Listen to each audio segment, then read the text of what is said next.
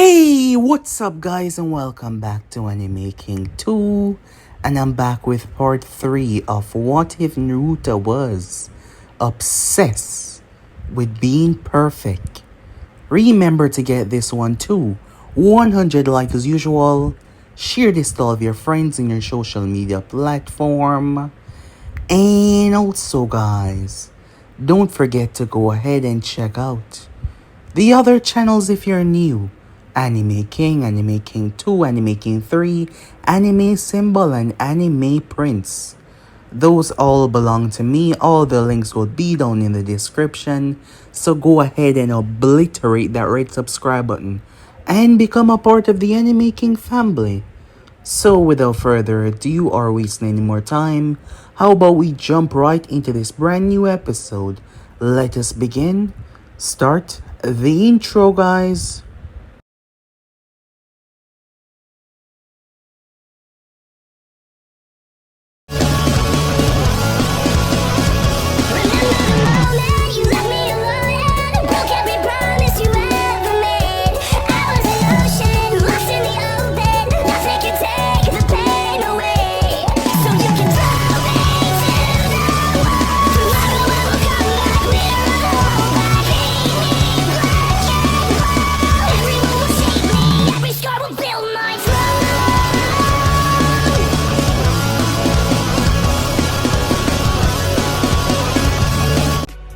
So, the last part that we left off. Upon returning home, Naruto noticed something. He was always planning ahead, always setting traps, always pulling moves. Someone had been in his apartment, not some random stranger that bounced against his door. Someone was in there. He did his tests, slowly, making it not obvious, as he was able to use a reflection to see that cameras were embedded in his wall, covered up not to be seen.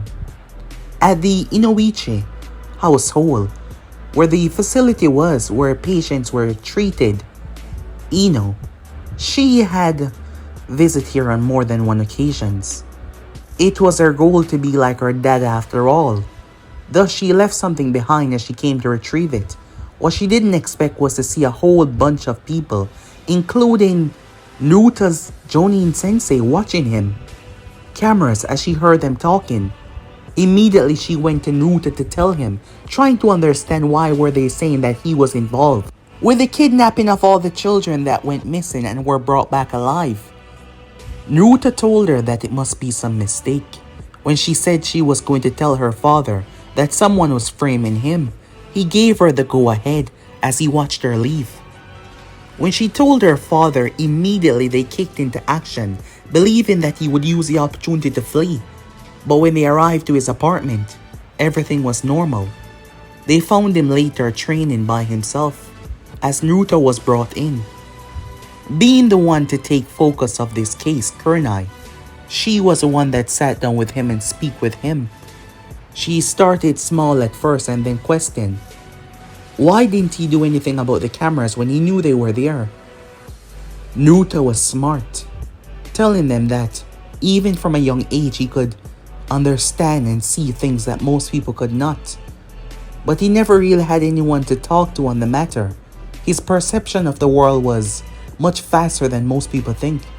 However, he believed that he deserved it after what happened at the land of Wave when he lost control, when he thought Sasuke died. However, all of this was a plan. Even that was his plan.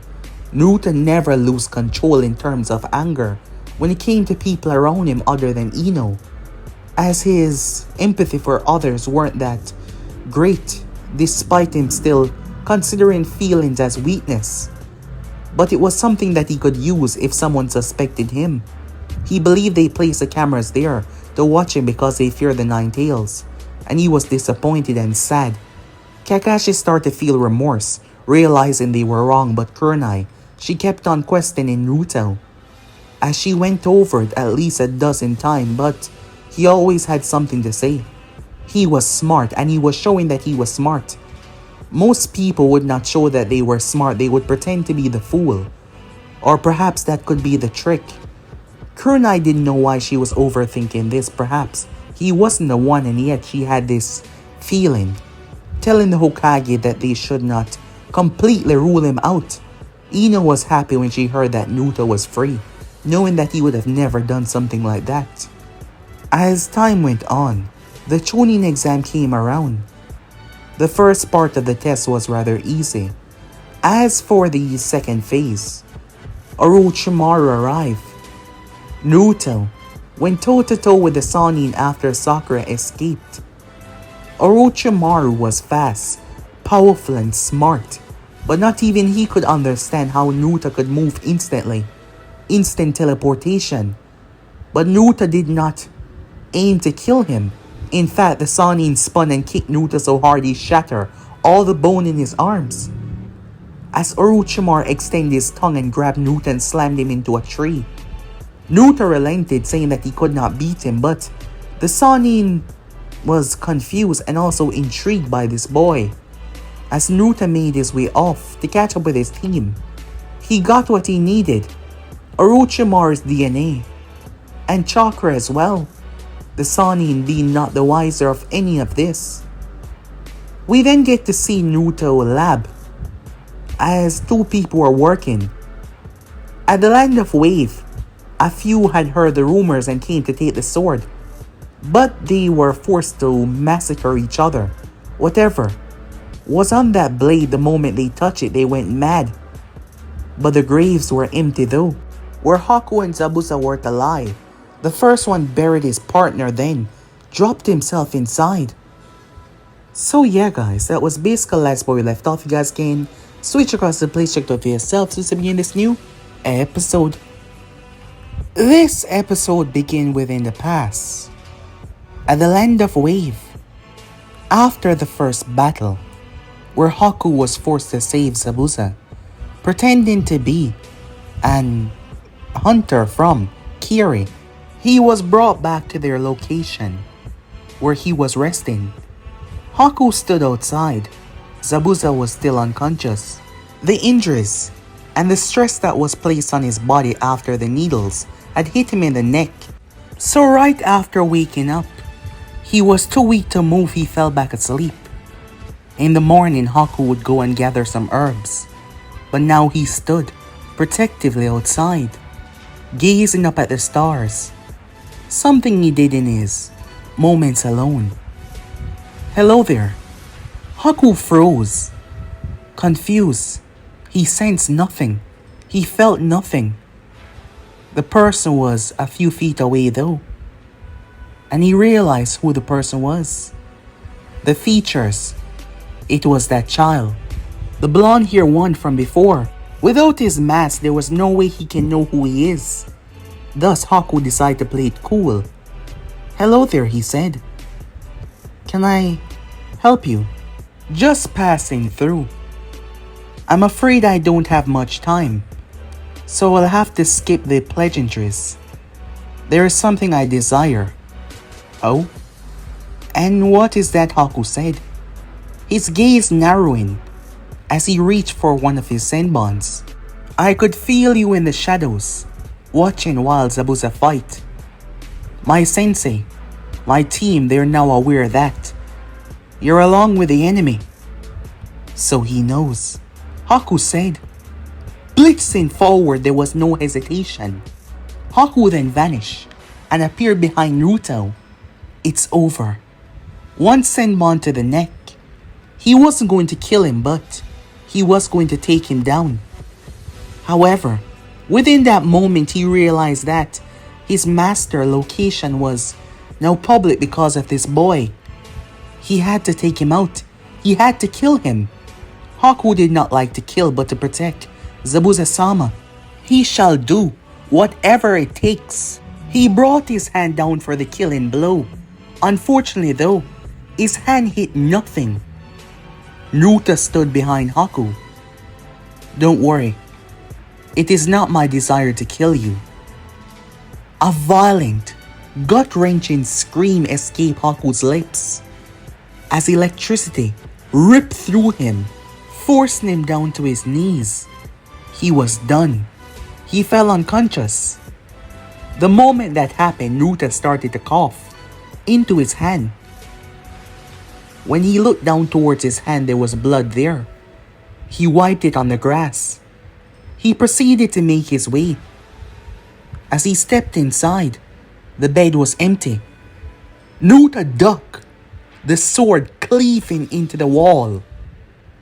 Despite being injured, barely able to move, clinging onto the wall, Zabuza stood there, using every ounce of strength to wield his massive blade. You could see how much it was taken out of him and that he would fall any moment now. His second strike was it. He collapsed down to the ground as Naruto looked down towards him. He simply looked down at him. Time skip. When Haku woke up, he was outside. He fell asleep. Making his way inside, he saw that Zabuza-sama was asleep on the bed. He breathed a sigh of relief. He had to go and get the herbs. He made his way off, not aware of anything. Completely a blank slate. Some time later, Haku met Naruto in the forest again, having absolutely no idea who he was or remembering their interaction at all. Remembering nothing. This is where they spoke. This is where Naruto learned more. This is where Haku saw him as a friend in another life, if their situation wasn't against one another. In the end though, as they fought on the bridge, even as Sasuke jumped in front of Naruto, taking those hits, Naruto lost control, but it was nothing but a facade. Kakashi felt it. Naruto made sure of it. In the end, Haku died as Chidori through the chest. Naruto's words broke Zabuza, forcing him to fight back, and he proceeded to die as well. He wanted to honor them, so Naruto was there, Team 7, as they buried them together. With that, they made their way off.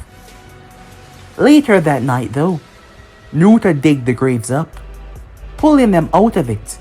Once that was done, he brought them to their own hideout as he set them down on the ground. He started to draw a sealing array on the ground. His own blood mixed into the ink. Once he was done, Naruto brought his hand up to his chest, where a sealing array formed right above his heart, and one formed on theirs as well. A seal that he placed on them while they were unconscious, before he eviscerated their memory of him first interacting with them. Once that was done, Naruto started to go through a complicated set of hand signs, and you could see it. Two link between him and them. The moment the seals were connected by a thin golden thread, the seals on them activated, and their eyes opened up to the world, shocked and confused, covered in dirt. What the hell is this? Zabuza said. How am I? He could tell he was alive. He could feel it. Haku? Zabuza-sama. I don't understand. Good. You're finally awake, Naruto said, as he was wiping his hand. It was covered in blood. He had coughed blood once again. They both got to their feet. What did you do? Zabuza said, looking towards Naruto, remembering their last conversation. How are we here? I brought you back from the dead. That's not possible, Haku said. Zabuza narrowed his gaze. I knew something was off when I first met you. Too calm, not cautious. The others were afraid, but I can see it in your eyes. Even my bloodlust didn't affect you that much. What is your game here? What is the purpose of this? Naruto snapped his finger. Suddenly his shadow started to move. They watched as Miyaizu and Gozu emerged. The demon brothers. What? You two are... I see. Zabuza said, cutting himself off. You revived them as well. There is no point in fighting it, Gozu said. We have to do exactly as he says. Otherwise, he's gonna strip life away from us once again. Isn't that right? Gozu said to Naruto. Exactly. But if you work with me, I'll give you back your life.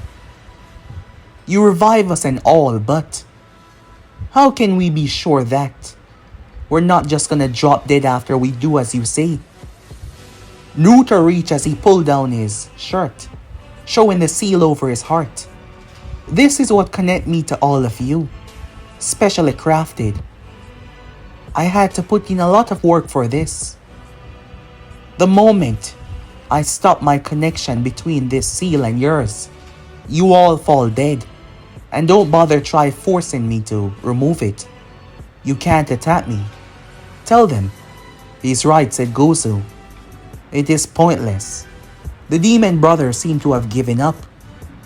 Then what is it that you desire, Haku said. Why have you brought us back? What kind of help do you want from us? It's simple. Just a few things. Don't worry. It might seem complicated as I speak the words, but through our connection you will understand. But for now, go to sleep. As Naruto said that, his shadow expanded with a snap, and they were pulled down as they seemed to simply defuse. Once they were gone, Naruto collapsed on the ground, coughing up more blood. The procedure took a lot more out of him than he expected. What they were connected to was nothing simple. The nine-tailed chakra was there, but it was mostly his life force. Naruto was able to make sure it doesn't end his life, but he was already weak. Keep in mind that this was the same Naruto that had created thousands of clones to study every single jutsu within the Forbidden Scroll. Thousands upon thousands upon thousands of clones. For days upon weeks upon months. Orochimaru was a genius as he saw things. Naruto found his little jutsu. However, Orochimaru was missing a few things. No one seemed to understand it. They all have a piece of the puzzle. Konoha, Orochimaru, Tobirama, they all have a piece of the puzzle. But they never thought to just combine them all. Well, given the years upon years upon years upon knowledge that he possessed, knowledge that surpassed everyone that was currently here, Orochimaru, Hiruzen, all because of his clones. There were side effects though, but he is not in the mood to talk about that right now. As Naruto made his way off, no one the wiser to what happened on that day. As we return back to the normal timeline, Orochimaru couldn't stop thinking about the battle between himself and that child. Something was off there. The Sannin had never seen moves like that. Well, perhaps once before. But the jutsu was wielded by a very dangerous foe. A man, if he was alive right now, Orochimaru would not dare to attack the village. Minato Namikaze. But that child had used instantaneous movements to attack him. If the child had possessed the ability to release a strong enough blow, he would have blown his head clean off. The Sannin was intrigued. It seems like there was another that he had to keep eyes out for. Another that is on the list. Time skip. As the preliminaries got on their way, everyone was there. They were all gathered, many cockier than most, to participate and show what they were made of. Sakura was deeply concerned. You could see it on her face. However, Sasuke turned towards her, telling her that he was fine. She was concerned about the curse mark. They made it through. They were alive, but the test was still happening. She was worried for his health and his safety. But Naruto simply reassured her. He's Sasuke Uchiha after all. He can withstand this. Naruto said, eyeing the mark very carefully. Uncle Midarashi was also watching, Sasuke as well. Naruto turned as his eyes linked with Kurenai UI, his prosecutor in a way. Naruto thought to himself as he gazed towards her. He waved at her with a smile. The greeting was not one she expected, but she smiled back as Naruto turned his gaze. Kurenai had this feeling that simply wouldn't pass. As she watched him, she watched as he do his thing. This feeling that she just couldn't get behind, that everything was alright with him. So far they still had no suspects for what happened with those children. They were alive, yes, but the two civilians, they died. Answers needed. What if this person decided to make a move again because they believe Konoha's security was too lax? However, the Chunin exam was on their way. The first match, Sasuke was able to push through the pain and win. As Sakura went to face Ino, it was a tie. Naruto's name was called as Kiba was his opposition. Kiba had always been a kind of bully to him. Remember Ino sticking up for him in the academy, telling the dog boy to go away. Kiba smirked, finding this rather amusing. I don't think you're gonna be needed here, Orochimaru, he said. I mean, it's Naruto. It's not like you stand a chance against me. Kiba was cocky as he spoke. Kurenai was watching this match carefully, even as it began.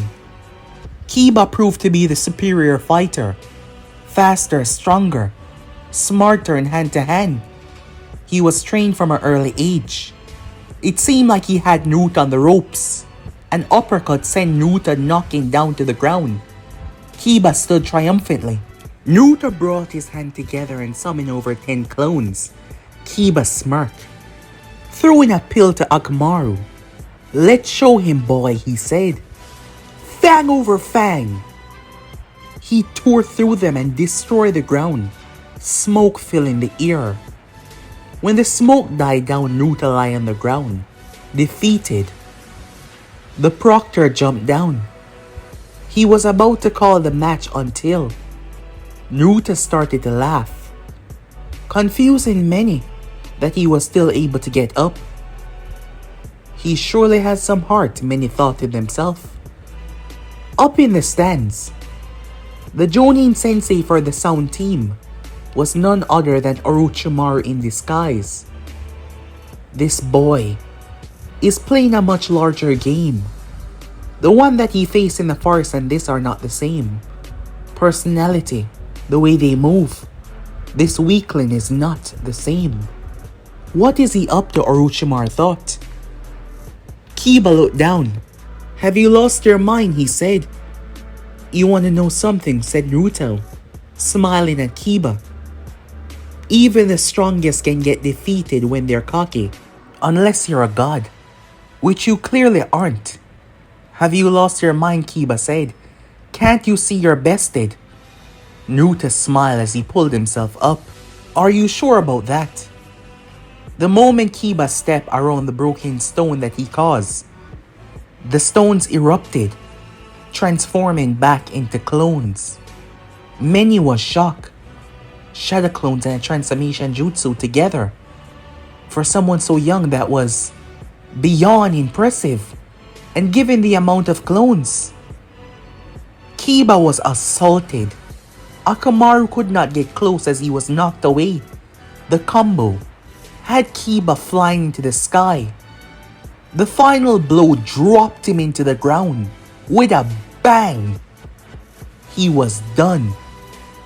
As Naruto stood triumphantly, two eyes watching him keenly more than anything else, Orochimaru and Kurenai. As the preliminaries finally came to an end, they were given 1 month to train, 1 month to get better. Naruto was given a new sensei, Ebisu, which he was knocked out by Jiraiya, who eventually became Naruto sensei. However, on the other side, Kurenai simply could not let it go. She couldn't. with Shino off training with his clan, and Hinata and Kiba not passing, she had the month free. So she went to the Hokage. She wanted to follow up a lead that she had. As she promised, if I am wrong, I will stop this and let it go. As majority of them believe that Naruto had nothing to do with this. Kurenai was looking at the Hokage, who was silent for a long while. You have my permission, he said. But you will have help. You will not go alone. But if this lead proved to be not what you think it is, you will drop this, he said. Kurenai bowed as a small team was assembled. Envoys, Yamanaka agents, and a few shinobis who could move well in the dark, as Kurenai was the one in charge of the team. The first thing she did was go to Ino. She did not suspect Ino, but she believed that she might be the key to all of this. As she spoke to her, apologizing that they suspected Naruto. However, Kurenai, she was much wiser in terms of the mind, as she was able to get every information out of Ino about Naruto and her favorite spot where they hang out, where they talk. That is where she would begin. While that was going on, Naruto lay on the ground dead tired, as Jiraiya stood above him chuckling, watching as the kid pass out. He's something else, right? Jiraiya said to himself, seemingly proud. As for Kurenai, she got a lot out of Ino.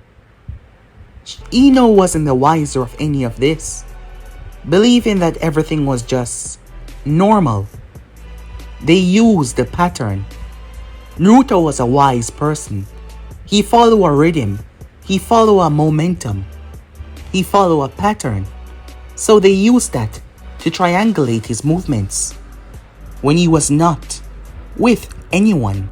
The problem was, Haku had left the lab, moving through the secret entrance, ending up somewhere else outside of the nearby forests. However, Kurenai was persistent. Haku was carrying a small pack, something wrapped tight, as he moved through the shrine, knowing the area, arriving to exit Konoha. Haku was told to make contact with the demon brothers. Something big was at play here. While Naruto was not involved, movements were being made. However, this wasn't supposed to happen. He felt it, a breath. He heard a whisper. They weren't supposed to be here. They were supposed to be busy, preparing for the Chunin exams. But he took all the precautions, so how? The team had been split into 3-man units. And Haku just walked out. Somewhere that no one would expect. But Kurenai, she mapped the entire place. Her being too stubborn led to this. Move. They move in quickly. Haku tried to fight. The problem was, while he was strong, there was too much of them. And the moment the Yamanaka breached into his mind, the Yamanaka started to scream as a force violently shoved him back in with so much deadly side effects, blood running from his eyes. However, the momentary lapse caused Haku. He was struck down right there and then, knocked out. She knew something was at play here. Kurenai brought her findings to the Hokage, as they wondered if it was an outside force that was under their nose, while they were suspecting Naruto, but the problem was Kakashi Hatake. Kakashi stiffened the moment he saw Haku. Inoichi noticed. What is it? That's a ninja I face on the bridge to the land of wave. What? Everyone in the room said. They remember the report because they all read it. They were suspecting Naruto hard when they read the report and see if he did anything abnormal on the mission. But by Kakashi's report, Zabuza and his apprentice were dead. The implication struck Hiruzen as he stood there. All of this, it couldn't be a coincidence. The vial was searched that Haku had. One of them contained a sealing scroll. The other one was a strange, liquid gassy form. None of them has ever seen anything like this. Was it chakra? Was it liquid? They were confused. Harrison though remembers something like this from the past. A rather scarier past. Wondering if this could be at the epicenter of it all. In the past when Konoha wanted to remake the, wood style, they did some horrific things. Orochimaru was there as well. Danzo was there as well. They were bringing some things together, twisting new ways to invent, twisting new ways to combine. But all of this led to bad side effects. Most of it was covered up. But this kind of, engineering, it had something powerful behind it. A mind that is so complex, a mind that is so powerful, able to dissect chakra to a level that most cannot even comprehend. In fact, it took them months upon months to even reach a stage. Could it be? The problem was, Konoha was now onto them. Miyaizu and Gozu arrive, away from the village, but they weren't expecting for a large group to descend upon them, capturing them all. Inoichi was there, but he couldn't enter their mind. He's never seen anything like this before. A force beyond his mind jutsu was blocking him out. Inoichi was stronger. He was able to counter the effects. The moment he was able to feel through, he was able to stop the effects from corrupting his own mind. His other Yamanaka wasn't so lucky. He was much slower, but Inoichi was faster in the dealings of the mind, believing that he could overcome it. Risky, but he did, for the safety of their children and their village. But still, he could not get behind the mind, and torture would not work. They were silent. Pain seemed to mean nothing to them. None of them utter a single word. Unfortunate for him though, Naruto in this case, while he had protections even against Hyugas, a group was brought in. Harrison was wasting no time. Naruto had set everything in place, prepared everything, but they found it. They found his lab. 3 people died trying to enter it first. Then 4 when they believed they had a way to open it. Then 6 and it became hopeless. Until they went in with brute force. Barriers erupted as the explosion blew the entire ground apart. The entire sealing core got to work, unraveling the seals one by one, knowing they could not make any mistake otherwise. The whole place would go up in flames. Finally, they were able to get in. While all of this was going on, Naruto was being monitored. Not the wiser to anything, it seems. It seems like he did not know anything that was truly going on. Nothing at all. But when they got there, they found it. Strange machines. Things that shouldn't be here. Things that people should not be toying with. A lot seemed to be missing though, as Harrison realized this was one of Orochimaru's old labs. It was the way the place was decorated. Had Naruto really found this and taken it on? Harrison blamed himself in that moment. The entire place was searched, dusted for fingerprints, but none could be found. That was until Kurenai saw it. She saw it very well. A symbol carved into the wood of one of the tables. Her mind went back to Ino. Inoichi was pissed. When she called his daughter name, he had no idea that they used Ino for this. This isn't the time, she said. Her obsession with breaking this case finally showing. As Ino had told her. The many places that her and Naruto visit, she saw it. A symbol. She had questioned Ino. what Naruto did when he was bored. Not in that exact way. She didn't want Ino to be suspicious. Ino found it as a strange quirk.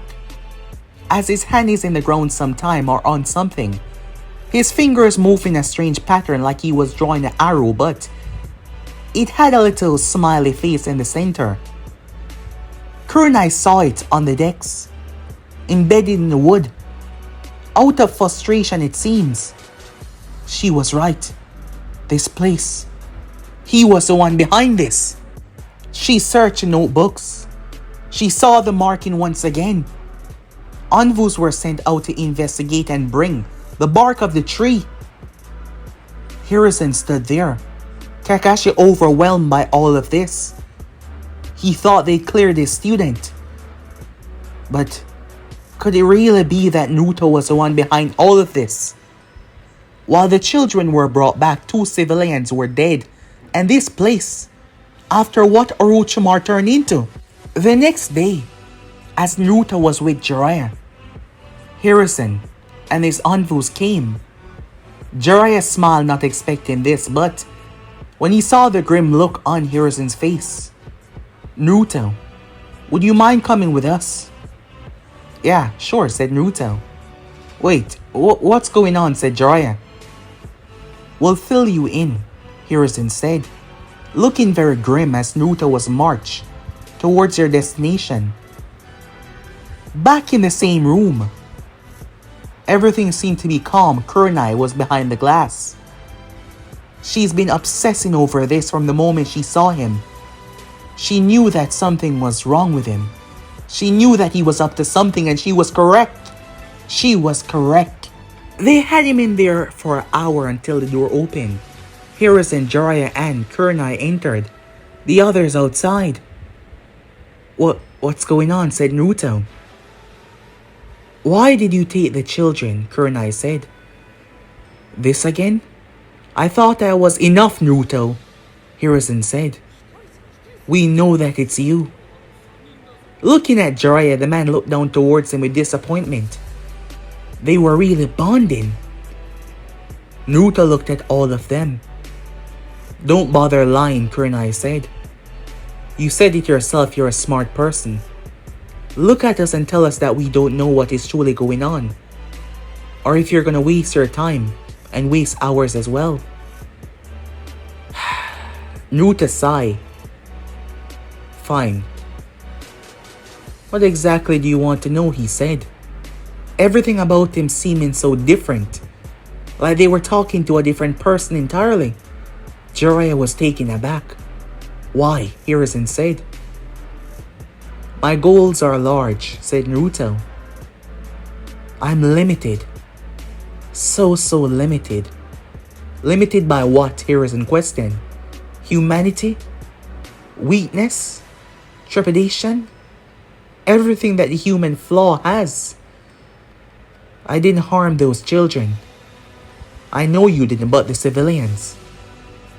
Yes, I killed those too, he said calmly. No ounce of scared in his tone.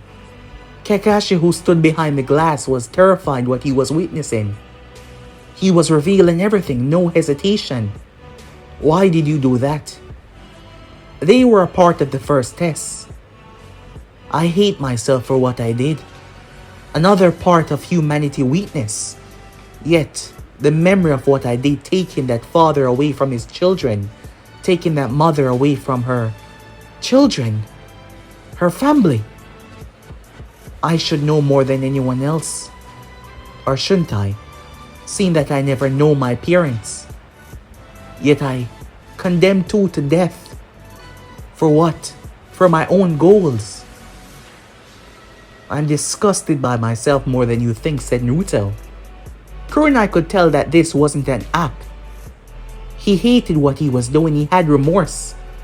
But his desire to gain what he desired was stronger than his remorse. She could see that. She could see that very clearly. So what is the end goal, Hiruzen said? What exactly do you desire to do? What did you take from the children? I'm afraid I can't say. I'm not ready to talk about that just yet. Naruto Harrison shouted, "This is not a game. I am trying to help you here. I'm trying to find a way so you do not become a monster like I've seen before my very eyes. Let me help you. Let me understand," Harrison said. He was ashamed, feeling guilt because of Orochimaru. And mostly that was coming out on Naruto right now. Even Jiraiya could see that as well. Harrison was losing it. Jiraiya stepped forward. "You told me, kid, that you want to be something great one day when we were training. But if you don't allow us to help you today, your dream will never come through." Jiraiya said, "I know that things might seem bleak right now, but just tell us what is going on." "I'm afraid I can't," said Naruto. Jiraiya was disappointed. However, the only way to get the information was to torture him. Because they could not enter Naruto's mind. Inoichi was cautious. If he was the one that did that to the others, he feared what was in that child's mind. Something that he probably wouldn't be prepared for to cancel out. So how would they get the information they seek? As others will find out, Naruto kidnapped members from a very prestigious clan. And now they had the truth from his own mouth that he killed those 2 civilians. By order and law, he should be punished. Kakashi Hatake did not know how he was going to break this to the others. Naruto has really become a friend to them, but it seemed like all of it was just an act. As for Inoichi, when his daughter came home, she was looking for Naruto all day but she couldn't find him. "Come here, honey," he said. "I have to tell you something." Denial.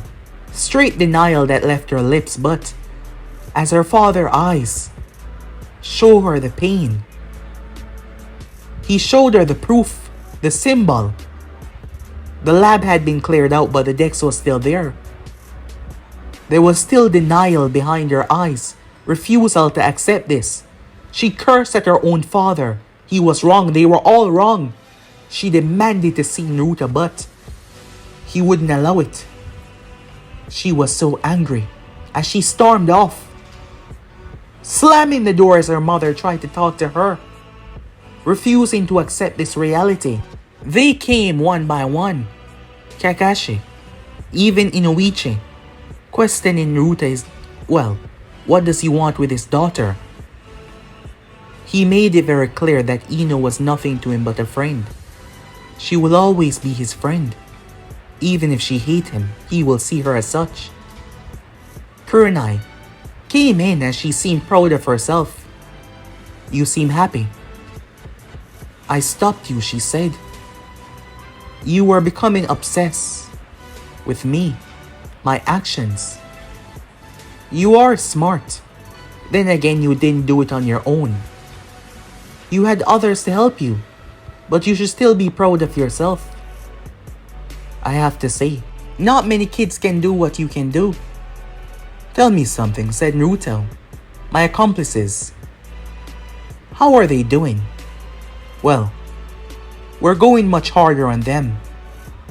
If you would like to save them the pain, you can tell me what we need to know right here and now." "Well, even if you were to attempt to kill them, I'm sure they won't say anything," Naruto said, leaning back. "You're sick," Kurenai said, "playing this charming, cool act. But you did crazy things to them. Who knows who other outside or inside this village that you manipulated. You're not just any child. Have you ever been a child?" she said, remembering his remark about always being smart. Naruto smiled, amused. "You're giving me too much credit," he said. "However, you're right. I deserve this. I'm a wicked person." Naruto looked down towards his hands. "You guys should torture me like you're torturing them. I deserve most of the pain. Just tell us what we need to know. How is the shinobi from the land of wave Revive. What did you do with the children? Why did you kill the civilians? Naruto raised a finger. It was shackled his hand, but he still wagged his finger, looking rather amused, despite just showing remorse. He's complicated, Kurenai said as she stood outside. I believe he does actually feel remorse. He does actually feel pain for what he does. I think he's trying to get rid of that, she said. Think of it, the way he talked about humanity. Like he doesn't want to be a human anymore. But what would that entail? She had no idea. Trying to become something else. Experimenting on himself, yes. That wasn't unique.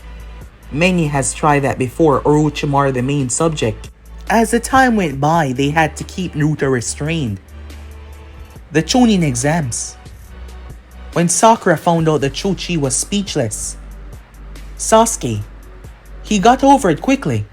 Then again, he wasn't really over it, he simply tried to focus on the exams. Because his mind was having a difficult time understanding this. And he knew if he drew it out, his mind wouldn't allow him to focus on the exams. Only a small amount of people knew right now though. Unfortunately though, Naruto wasn't there to fight Neji. But the other matches did take place. Ino Yamanaka, she barely spoke into her parents since they denied her requests. She barely slept, thinking about Naruto constantly. She was afraid, she was scared, she was shocked. So much emotions. Even as the match went down below, even as Sasuke fought, she barely paid attention. Sakura seemed to be withdrawn just as well. But Ino was more conflicted on the inside. Both of them thinking one same thing, Naruto. Sakura trying to understand why would her teammate, her friendly, nice teammate, do something like this. Ino feelings much more complicated. Yet, Orochimaru was here. Meanwhile, Haku was sitting down shackled. There was the demon brothers as well. They've all been tortured, but they refused to say a single thing. While their minds could not be accessible, their body were there for full display. Meanwhile, Naruto sat, shackled and bound. A lot of people had came to see him. But it doesn't matter. Naruto was amused. Kurenai. She was smart. Or so she believed. Everyone believing that they had him captured. As the explosions rain outside, everyone believing that they figure out on their own. Everyone believing that all of this was a coincidence. Even Haku. Everyone. Someone that was literally working for Naruto. But all of this was just a game to him. All of this was just a way to truly get what he want.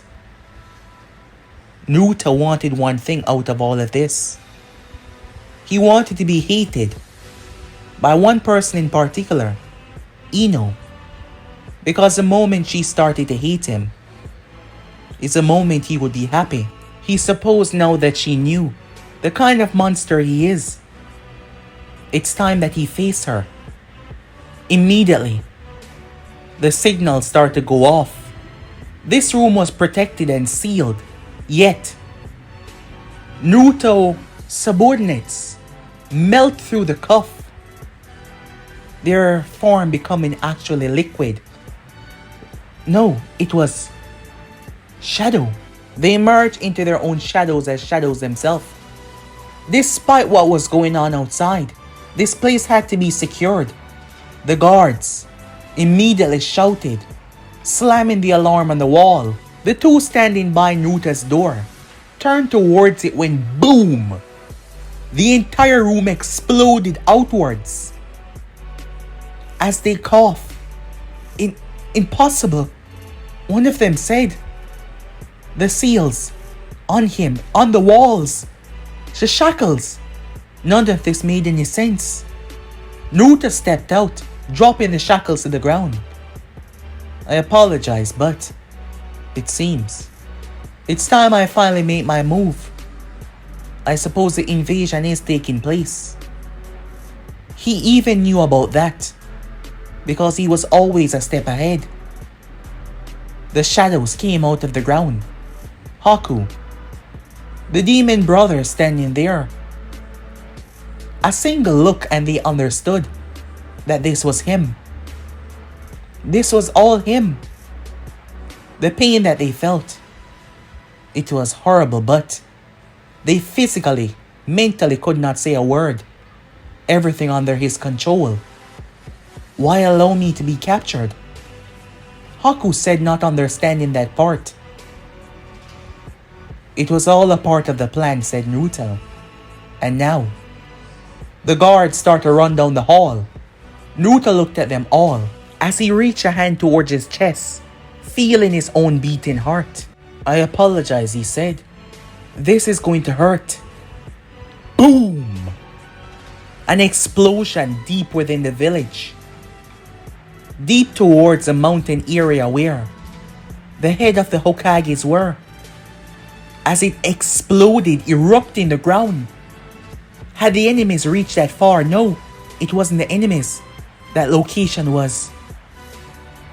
Could it be? Kurenai thought as she saw the smoke where it was coming from, as she stood on the wall.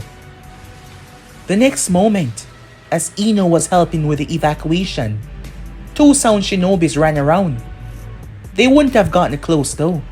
But before they could reach for any Konoha shinobi to take them down, they dropped. As Naruto stood there, Ino turned to face him. Shock, disbelief. Kurenai raced towards the scene. Asuma and the others, Kakashi, defending through, crushing Sound and Sand shinobis. How was he here? This made no sense. As Naruto's eyes locked with Ino, he reached into his shadow, pulling something out by the hilt. It was a blade. Ino stood there as she saw the metal. You won't, she said, as Naruto raised it and brought it down. But guys, me ends up so right here. If you want to see the next part, you already know what to do. Like, subscribe, comment down below, and turn on that bell notification to stay posted. But I'm out for now. Peace, guys.